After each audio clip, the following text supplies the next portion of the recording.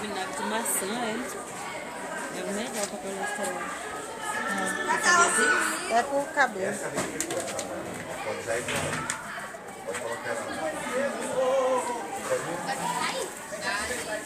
Vou ter colocado mais bicarbonato.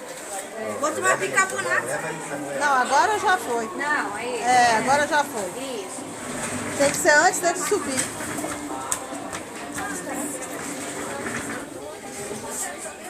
Pronto, ele tá em erupção. Lenta, lenta. É correndo assim lentinho, aí vai. Mas isso aí é o processo. Ele não está saindo aquelas lavas né, em grande quantidade, mas está ativo esse vulcão, né, gente? Nós sabemos que tem os vulcões que estão ativos e outros que já estão inativos. Só tem um lugar. Tá? Mas é dessa forma aí que acontece, tá? Com os vulcões. Vê se vai direito.